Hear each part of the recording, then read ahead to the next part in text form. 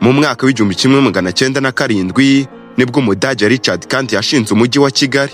Ngo byagenze gute? Reka tubanze dusubire imbere ho gato. Mu mwaka w'1906 nibwo abakoloni b'u Rwanda icyo gihe Abadage bahisemo Richard Kandt kuza guhagarara inyungu zabwo mu Rwanda. Icyo gihe umujyi mukuru w'u Rwanda wabaga i Nyanza ku gicumbi cy'ibwami, aho Gihanga Ngoma ijana yimiye ingoma ye ya nyuma yo kwagura u Rwanda ahereye i Gasabo. Richard Kandt ageze mu Rwanda yasanze i Nyanza ari kure kandi ari ku ruhande cyane, maze ahitamo gushyira icyicaro cye ku musozi wa Kigali, umusozi wa Kigali. Nyuma y'ubwigenge bwo mu mwaka w'1962 nibwo ubutegetsi bwariho bwahisemo guhindura Kigali ikaba umurwa mukuru w'u Rwanda aho kuba Nyanza ya Butare nk'uko byari biri. Hagati y'umwaka w'1962 n'1984 umujyi wa Kigali wazamutse cyane mu miturire, aho abantu benshi bavuye mu ntara zitandukanye baza gushakira ubuzima mu mujyi. Uyu munsi ni munyemerere dutembera umujyi wa Kigali twifashishije amashusho muri kubona kuri screen zanyu. Turagenda tunasobanukirwa amateka y'uyu mujyi kuva kuri Gihanga wahanze u Rwanda kugeza uyu munsi. Mbahaye ikaze mwese, Dive Irakoze nge niko nitwa.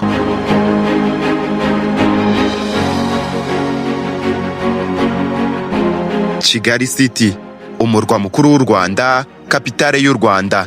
Uyu ni wo mujyi wa mbere uhiga iyindi mijyi yose yo ku mugabane wa Afurika mu mijyi yose ifite isuku. Umujyi wa Kigali ugizwe n'uturere dutatu: Gasabo, Nyarugenge na Kicukiro.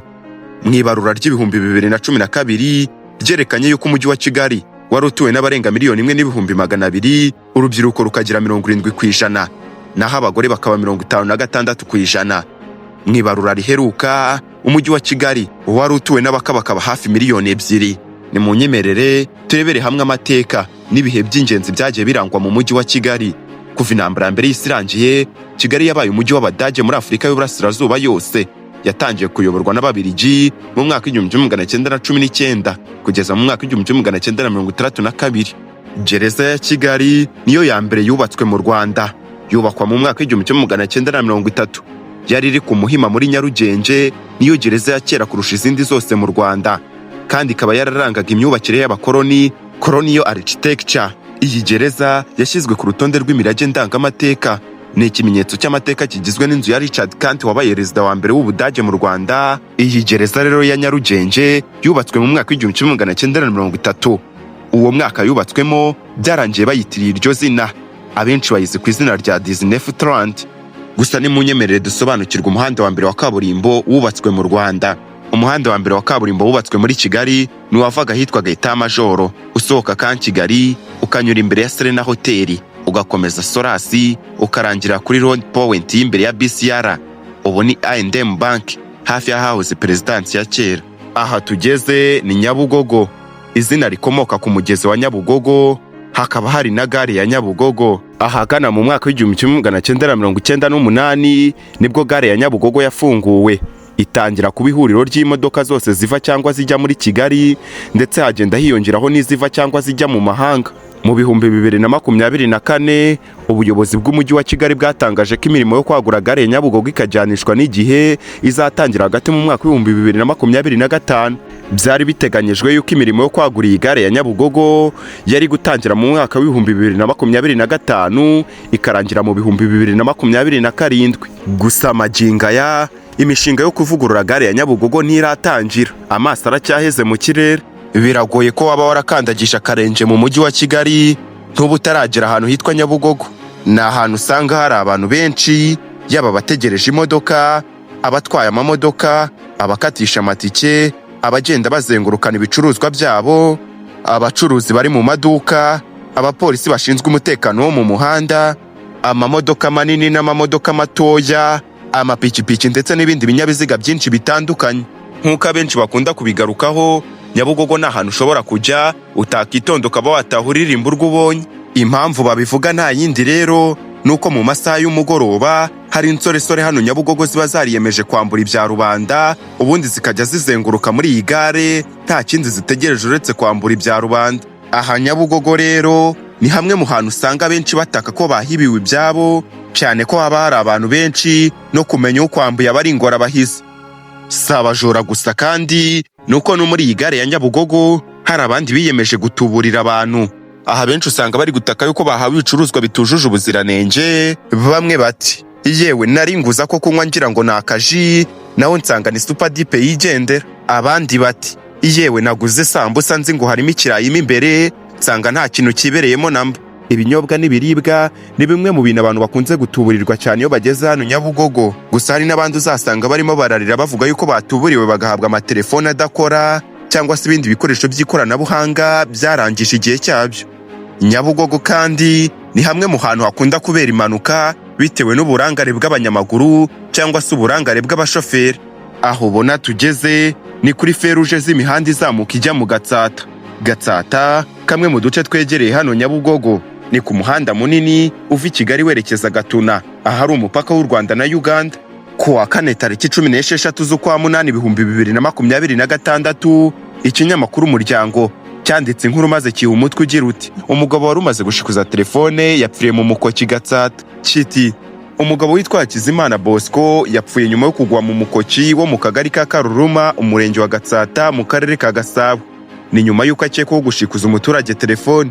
Aha mu Gatsata rero ni hamwe mu hantu hakunda kujya hagaragara ibyaha bifitanye isano n'ubujura. Gusa uko umutekano ugenda wegerezwa abaturage, ibi byaha bigenda bigabanuka. Mu Gatsata ni hamwe mu hantu hakunze kumvikana mu matwi bitewe n'ibyamamare byahabaye, ibyahavukiye, ibyahakoze ndetse n'ibihakora. Abenshi ni abiganjemo abakora agasobanuye mu Rwanda nk'umusobanuzi Roki Kirabiranya, Savimbi, Siniya ku ifarashi ndetse n'abandi. Aha tugeze uri kubona mu mashusho ni Nyamirambo, hamwe mu hantu umuntu aba ari akaba yitegeye umujyi neza arimo arawitegereza. Iyo mbuga ngari urimo urabona ikikijwe n'inkuta z'umweru ndetse n'amazu y'umweru ni stade ya Nyamirambo, Kigali Play Stadium. Nyamirambo ni agace gatuwemo n'ingeri zitandukanye higanjemo abasilamu ndetse n'abagatolika. Ni agace kandi karimo ibikorwa remezo, yaba amazu y'ubucuruzi, imihanda ndetse n'ibibuga by'imyidagaduro. Ibi bikaba bifasha abana bavukira muri aka gace kuba bakura bazi guconga ruhago, wenda bakaba bazakinira Amavubi, dore ko kuri ubu asa nkaho yabuze umucunguzi.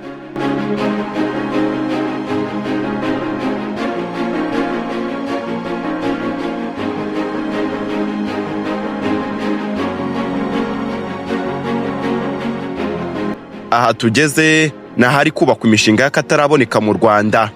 Hatangiye kubakwa umushinga wa Ramba Hills witezweho guhindura isura ya Kigali, ukaba uzatwara arenga miliyari 115 z'amafaranga y'u Rwanda.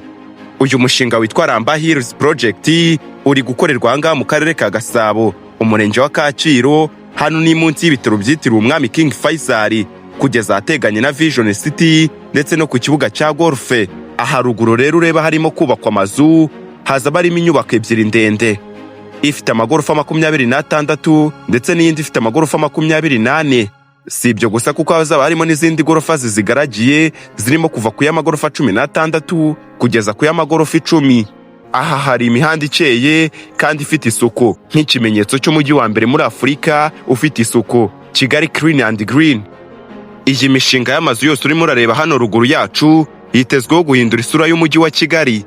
Hari n'iyindi mishinga itandukanye irimo iratekerezwaho ndetse n'iyatangiye gushyirwa mu bikorwa, harimo nk'iyo guhanga ikiyaga karemano kizakurura abakerarugendo kikagaragaza n'ubwiza bw'umujyi wa Kigali. Si ibyo gusa kandi kuko hari n'umushinga w'inyubako y'ubucuruzi ya Inzovu Mall. Hari umushinga kandi wo kwimura ibitaro bya CHK, umushinga wo kwimura abaturage batuye mu tujagari, kwagura imihanda, guhanga imihanda mishya, amashuri, ibiraro, inzu z'ubucuruzi, amasoko, amahoteli, amacumbi, inzu z'icyitegererezo, imidugudu yo guturamo ndetse n'ibindi bitandukanye.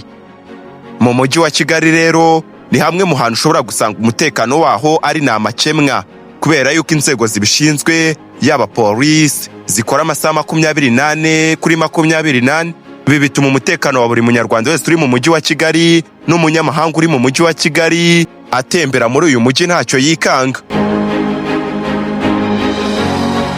Uyu muhanda tugezeho ni umuhanda werekeza kuri KCC, Kigali Convention Center, imwe mu nyubako zihenze kandi zitangaje ziri ku butaka bwa Afurika. Kigali Convention Center ni inzu ikorerwamo inama zitandukanye. Si ibyo kandi gusa, kubera yuko iyi nzu igikoreshwa mu bukwe bw'abajejetafaranga. Iyi nzu ya Kigali Convention Center iyo bwije, abenshi murabizi, iba yaka mu mabara y'ibendera ry'u Rwanda. Iyi mihanda rero ni nayo ikomeza ijya mu tundi duce tw'umujyi wa Kigali, Kacyiru ndetse n'ahandi hantu hatandukanye. Umujyi wa Kigali ufite uduce twinshi tw'ingenzi, kandi utwo duce ni uduce ushobora kureba amaso yawe ntahage. Mu kiganiro cyacu cy'ubutaha tuzabatembereza mu kindi gice cy'umujyi wa Kigali. Reka mbashimire mwebwe mwese twabanye kuva ku ntangiriro y'iki cyegeranyo kugeza ku musozo wacyo. Ibiganiro byacu byo ni akagaruka. Dive irakoze, nje niko nitwa, ndabashimiye.